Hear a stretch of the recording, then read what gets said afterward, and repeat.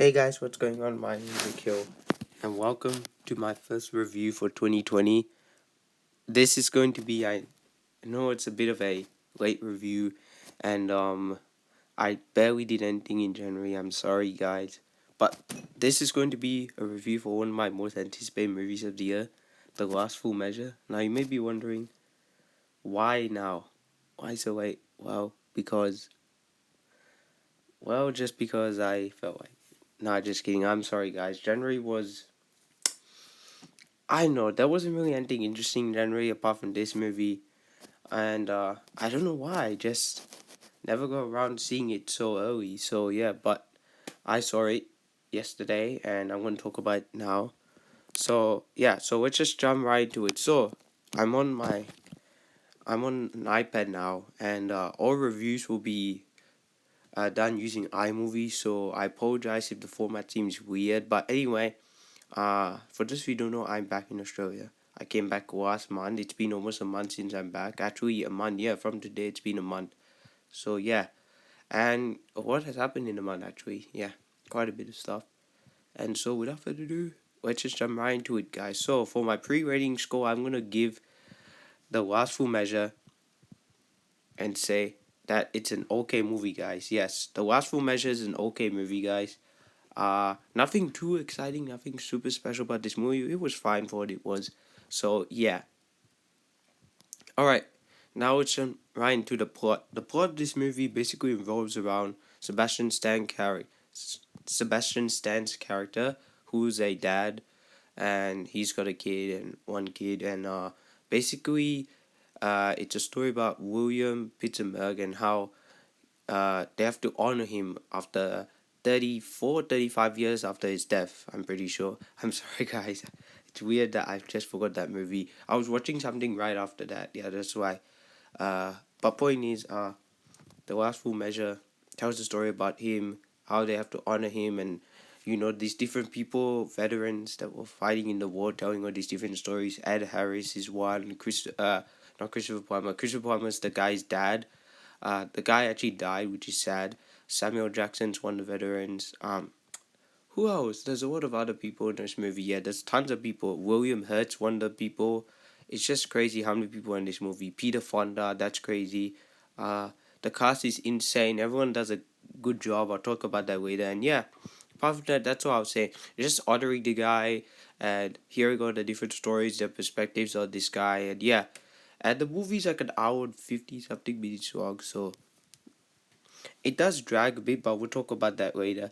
Uh, but anyway, let's just jump right to the positives. First up is the acting. I thought the acting from everyone was great. This movie, nothing super spectacular. Willie Hurt and maybe uh Peter Fonda and Sebastian Stan are the best actors in this movie, just from what I'm seeing. But everyone else was just fine for what it was. So yeah, next up was the ending. It's one of those movies that it's like a feel good tear. You get a bit teary eyed at the end if you know what I mean. But I didn't, and I'm just saying the ending has a bit of that emotional pull to it. And speaking of which, the final positive is the emotion. The emotion in this movie is it's there. It is definitely there. You feel for it. If you cannot take these type of movies, do not watch this movie. So yeah. All right, now let's just jump right into the negatives. Um, First up is that there was some bad editing. I'm not a film expert, but I could tell that there were parts in this movie that I was gonna say some bad quick cut editing, but there were times that they just kept cutting back and forth between different stuff, and yeah, it was just it really stood out to me. It was a bit weird. I didn't like that. Also, how it was filmed in the war was very modernized, if you know what I mean.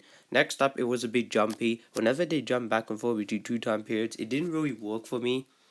But that's what I have to say for that. And finally, for the final negative that I picked up, it was a bit rushed. There were times that it just sped forward, like the first hour or so was just so fast paced. There was slow moments, yes, but it was slow when it needed to be when it got from this character to that character to this character to that, it just kept jumping back and forth. So, in all honesty, guys, it is a bit rushed.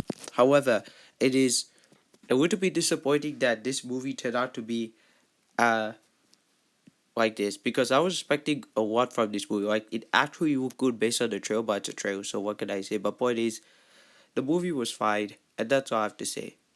And so, to wrap things up, as a final score, I'm gonna give The Last Full Measure a 6 out of 10. For the first film I saw in 2020, it's a little bit disappointing. Last year I saw How to Train Dragon: The Hidden World, but that movie was something else. Yeah. Now, before I go, I just want to tell you guys what's happening this month in February. I'm starting uni next month, college, mini uni, whatever. If you know what I mean. But point is, I'll be starting uni March 2nd, and so things are gonna get a bit hectic.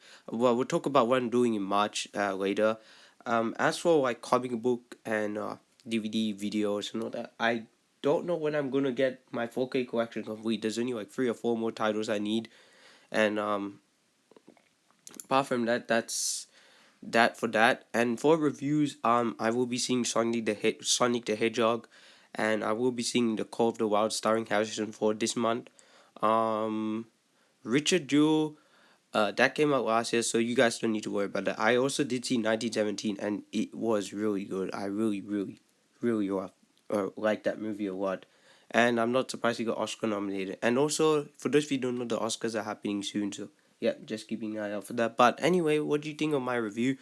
Sorry, it's my voice is not as high as it normally is, or whatever. Doesn't sound normal because it's morning. It's like 10 a.m. I just felt like doing this now so I can get it over and done with. But yeah. And if it's wrong, it's wrong. I'm sorry, guys. But there you have it. That's my review on The Last Full Measure. Don't have really anything else to say about this movie, apart from, yeah, if you guys like war movies, go see it. Um, yeah. So my next review will definitely be Sonic the Hedgehog, followed by The Call of the Wild, and yeah, that's all I have to say for that. So hope you guys enjoyed this video, and don't forget to like, comment, subscribe to my channel. And yes, for those of you who don't know, my channel name is still The Comic Director. It's been on that since what, like last year, I guess. Yeah. And sorry guys, once again, for I do really apologize for this late review, but thank you guys so much for watching. My name's Akil, and I'm signing out.